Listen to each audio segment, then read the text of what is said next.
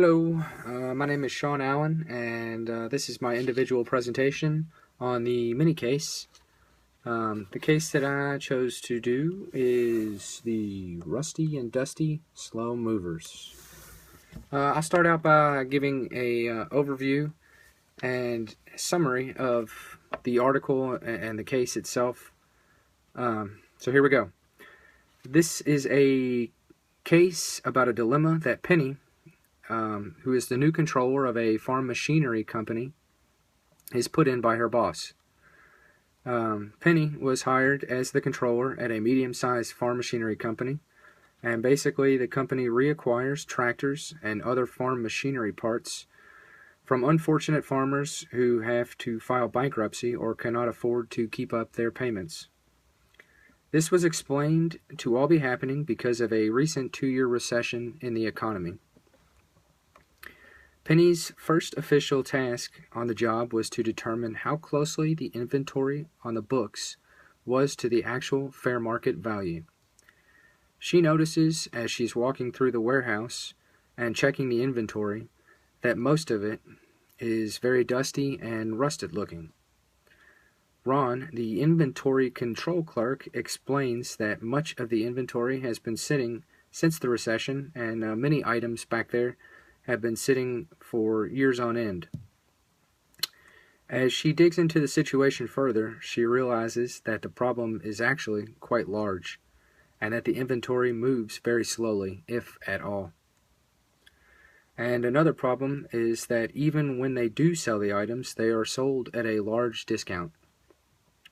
Rhonda, the sales manager, informs Penny that the sales staff has been ordered to sell these slow-moving items at only a 2% commission. The company president, Art, seems to be out of touch with how big the issues in his company really are. And when he is approached by Penny and asked what he intends to do, Art responds with the comment of many of these items are sellable given appropriate marketing and the right economic conditions. He also goes on to say that many of his major customers owe him major favors. Penny does not notice much movement in the items in the following months, and now the big problem or dilemma is what happens when the auditors come around. What do they do about that?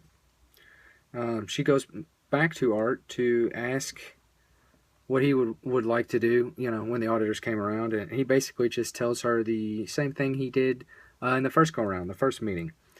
And he even tells Penny not to point out the issue with the inventory to the auditors and just kind of have a wait-and-see approach and see if they notice it. And he says if they start nosing around, he hopes that she'll be able to basically lie and mislead and not tell the true issues with what's going on. And Penny seemed to be at a loss for words when Art asks her to do this, and she does not know what she should do or how she should handle the situation. So that's the basic overview of the mini case, and now I'll go through and let you see the PowerPoint presentations. Here is a basic overview of the article, which I just read, so I'll give you a second to look over that.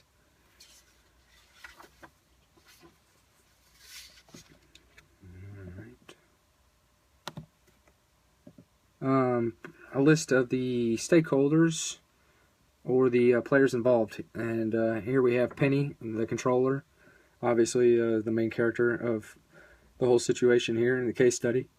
And then you have Art, the company president, the not so ethical and moral man who is asking Penny to lie and basically cook the books.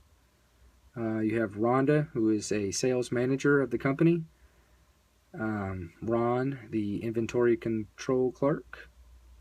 You have the sales staff, who, in my opinion, are grossly being underpaid with the 2% commission on the large and slow-moving items. They should be rewarded for their hard work in selling these.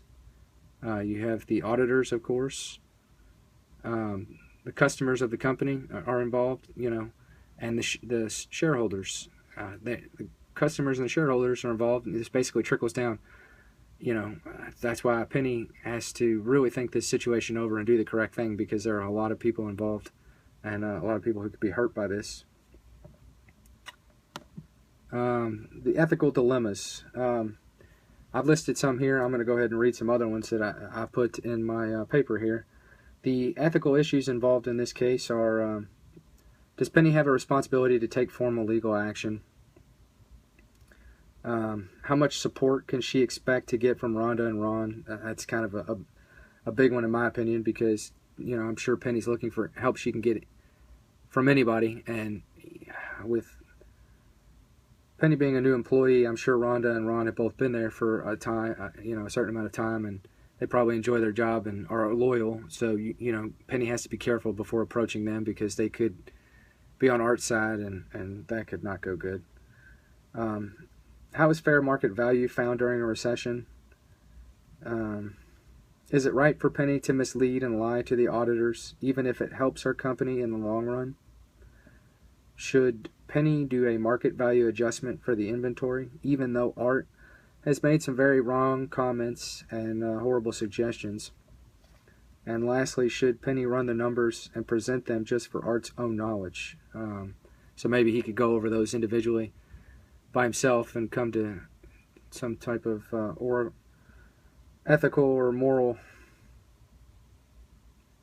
final light, so to speak, and decide not to do this and just be open and honest with the auditors, and that could alleviate a whole lot of the issues here. The ethical issue that is being highlighted in this case, this basically comes from our text. One of the ethical definitions would be accounting fraud. That's what's being highlighted in this case. And that usually involves a corporation's financial reports in which companies provide important information on which investors and others base decisions that may involve millions of dollars. And that's important because, this case does trickle down to a lot of people and involves a lot of money, and that's why it's very important that Penny makes the right decision here, and for everybody involved. Some possible alternatives. One alternative that could help with stale inventory could be an inventory control system to be put in place that would monitor and red flag an item when it becomes a certain number of days old. This could help turn and maybe rotate the inventory so it doesn't sit in there and cause a bigger issue. Would also help if the sales team was paid a much larger commission. This would boost team morale and really motivate the sales team to move these items. And when it comes to the auditing situation, Penny could do the inventory at full cost and just hope that the auditors overlook the issue, which most likely wouldn't happen and probably isn't a good idea, but it is an alternative. She could also work out a compromise to appease both Art and the auditors by writing off the sitting inventory for the year and keep the large adjustments for the following year. She could also suggest to Art that they sit down with the auditors and explain the situation when they arrive and be fully open and honest, and just see what that approach does. She could openly voice her concerns and feelings to Art in a private meeting and just see what he has to say, and if his response is negative, she could always go above his head, take the situation up with the board members and stakeholders, and put it in their hands. And lastly, she could obey Art's demands and document and record everything that has been said and have it for official record, so she has some backing when the proverbial hammer comes down, and most likely it will.